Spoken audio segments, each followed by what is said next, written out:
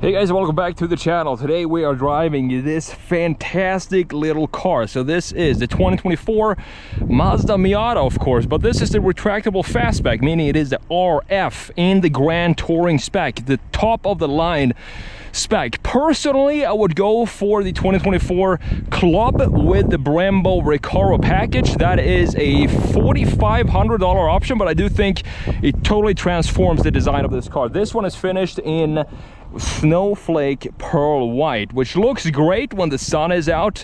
I would want to go with the solar red because that is by far my favorite color for the Miata. We do have some changes when it comes to the exterior design for 2024. We also have a new limited slip differential that is supposed to keep it a little bit more stable when you're braking and accelerating, and we have the 6-speed manual in this case.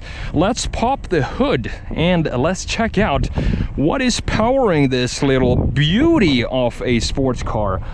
So when it comes to the power numbers, it might not sound that impressive. 181 horsepower, 151 pound-feet of torque, and that is it from a 2-liter naturally aspirated inline 4-cylinder. 0 to 60 is done in about 5.9 seconds. And the thing about this though is that the weight, it just weighs over 1 ton, and it weighs only 70 kilos more than the original NA from 1989. I don't know how Mazda managed to do that, but it's a beautiful little engine specifically connected to the 6-speed manual transmission. Of course, we do have rear-wheel drive. So let's pop this back down. Let's talk a little bit about the design changes that we have for 2024. So as you can see, the front end looks pretty much very similar to what we have in 2023. However, we do have new headlights here. So you see that the daytime run lights in this case is integrated now in the headlight unit itself. And this being the Grand Touring, we also have full LED adaptive headlights, meaning that it turns with the steering wheel. This is not a functional air vent down here, but we do have functionality, of course, in the middle of the grille right here. And we also have this trim piece down here at the bottom, this splitter. When we come around to the side view, beautiful proportions of this car. It just looks great. It looks like a much more expensive car. This one being spec'd at about $38,000. We're gonna have a look at the sticker when we look at the interior. We have 17-inch wheels. In this case, with these pieces being sort of this metallic finish here and the rest is all black, I want to have a metallic rim going around it as well to have this circular feel for this wheel. This is a 205mm wide tire with the 17-inch wheels. We have the same setup in the back as well, and of course, being a retractable fastback, meaning that the top naturally goes down into the trunk. And I do think that is a good idea to offer this type of vehicle or setup for the Miata, because it becomes a lot more quiet when you're out on the highway than if you have a soft top. But at the same time, it sort of feels like the Miata maybe is supposed to always be a soft top. But this still, I'm not sure which one I want to pick. This looks so good with this integration of the hardtop up top. Now in the back here, we do have brand new taillights here as well. So you can see that we have a much deeper design. It goes in to the body of the car. I love this design of the new taillights. We also have a new indicator here. Some functionality down here because these are actually reflector lights. Two pipes on one side, so we don't have symmetrical tailpipes in this case, but it's totally fine for me. And since this came out in 2016, when it wasn't regulated that you need to have a reverse camera, that came in 2017. So they were off a little bit with the timing there, unfortunately, Mazda. So they decided for 2017 to integrate the rear view camera, and they just placed it right here smack in the middle of the bumper. It looks a little weird, but still it does have a nice little housing for it down here at the bottom. You can pop the trunk. You have the button down here, and it's not working now because the car is on, so let's just pop it from the inside. You also have a button down here. This should work. There we go. Just want to show you the trunk space back here and what this looks like. Pretty decent amount of space considering that this roof folds down right in front of this. Now let's jump in and have a look at this interior, because I think Mazda is still doing fantastic interiors, and this is no different. It has this classic layout, very analog feel to this interior. There's no storage in the door panel at all, and I kind of like that because that means that this is a proper sports car. You have this tan Napa leather for the Grand Touring. If you go with the Recaro Brembo package, this is going to be blacked out. The seats are going to be different as well. You get Recaro seats, still heated. These are also heated, but you can see that these feels more like touring seats, and that comes with a name, I guess. They feel a little bit more comfortable and more luxurious. Some people might like this and some people do not, but I like that we have the body color coming in here in the door panel itself. So let's jump in here.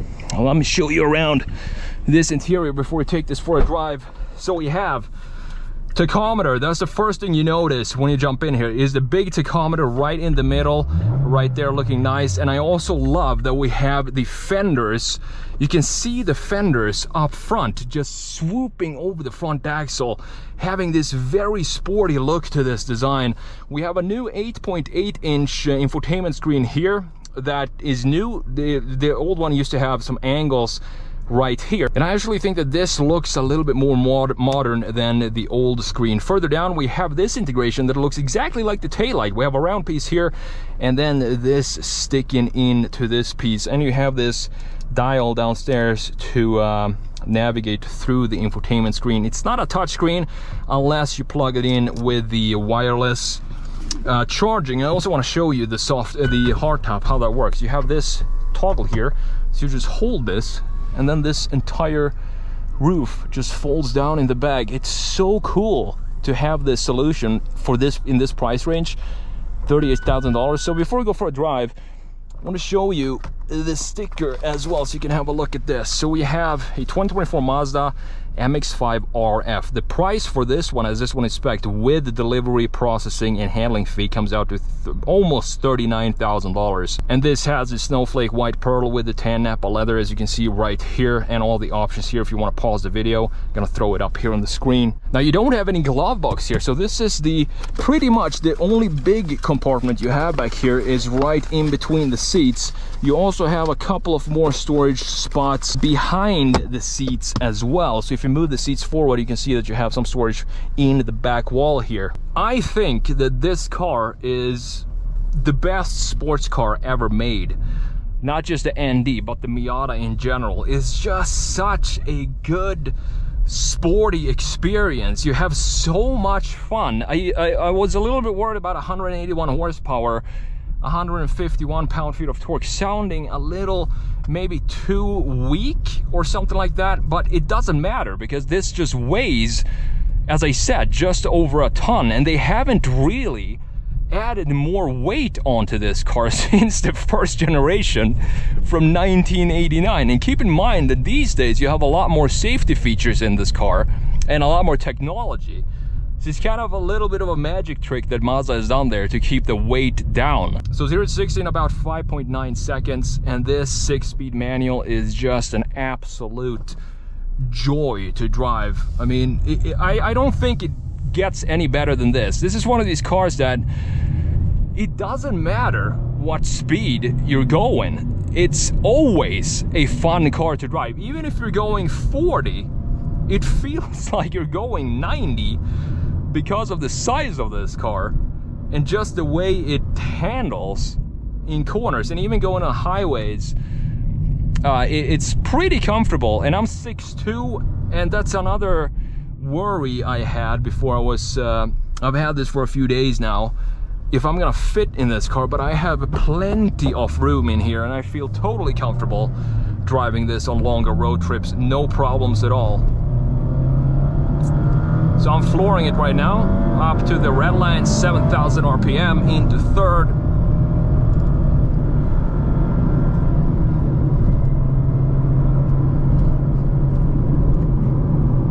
Just a blast, this car. 181 horsepower is totally enough for this weight and this size of car. This ND is actually, this is something we rarely see today, but this is actually smaller than the NC. The NC was, I do believe that was the biggest Miata they ever made. And then they thought, let's go back to what a Miata is all about. And that is not an easy thing to do today when everybody wants bigger vehicles, more power. It's very easy to get it, you know, trapped in that philosophy of always adding and adding and adding to the cars. But Mazda did the opposite with the ND. They went back to what a Mazda is supposed to be. Just a fun, simple sports car. And you can see the simplicity in here. These dials, you have AC, of course, you have automatic high beams for the Grand Touring, and these beautiful seats, heated seats.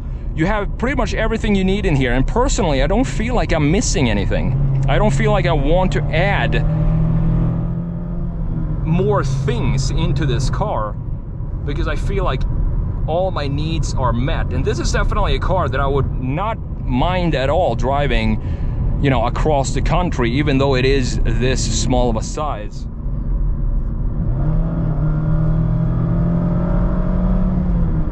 I also like that you have this removable cup holders here, so you can remove these and place them in different locations within the interior. Or if you don't want cup holders, you can just store them back there in the glove box.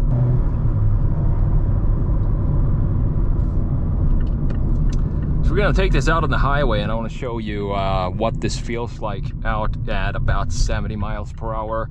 It's actually a lot more comfortable than I was expecting it to be. It is still a little bit noisy, but again, it's not something that I care anything about. I mean, I don't care about the noise in this car. It's supposed to be a light car, and that is what it is. And I'm flooring it again, going downhill now into 4th, and we're up to about 75, putting into 6th. One thing I do wish this car had, though, even though the gearing is what it is dialed up for, you know, just having fun at lower speeds. But when you're at highway speeds like this, you can see that we're sitting at about 3,000 RPM.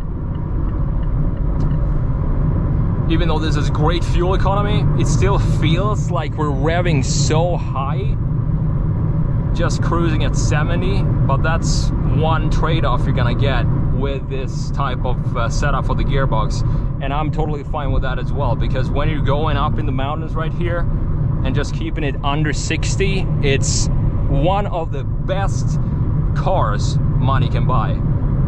I like the steering wheel as well. It feels very small and nice. I don't want a big steering wheel for a car like this. This is supposed to be a small sports car, and usually the smaller the steering wheel, the sportier the car. And I also like how this is wobbling around there as we go along. The gear shifter, they switched this up as well, so now it has a lot shorter shifts, which also adds a bit to the sportiness of this car. Now this weighing just over 1,000 kilos, just over a ton. At highway speeds, it still feels very, very solid. There is no nervousness in the way this handles, and it goes like it's on rails if you wanted to. And then if you take it into corners, definitely one of the best handling small little sports cars out there. So it's a complete package. As I said, if you want to take this on a longer road trip, I would not mind that at all. But when it comes to highway stability and the comfort in here, it's completely fine. I just love the way this hood is sculpted, because you can see, we see exactly where the front wheels are, thanks to these beautiful muscles going over the front end. And that is one of the reasons why I think this feels like a much more exotic little car than what it actually is. And it's one of these cars that as soon as you step out of this, it doesn't matter how long you've been driving it for, you just want to get back into this car and just go for another drive, because it is so much fun to drive. So overall, this being the Grand Touring, the top of the line, I don't really necessarily need the adaptive headlights and the comfort features that you have with the Grand Touring. And I also prefer, as I said, the sportier vibe. So if it was me buying this car, I would go with the Club, which is a little bit cheaper, and then add the $4,500 Brembo Recaro package with the black BBS wheels and the Recaro seats. You also have the more aggressive rear spoilers and the splitters in the front end in Soul Red. That would be my personal buy or spec for the 2024 Mazda Miata. But if you would like more comfort, this still has the built-in damper, so it's still a very sporty setup for this car. And if you like these type of interiors better, then I guess the Grand Touring is the one to go with.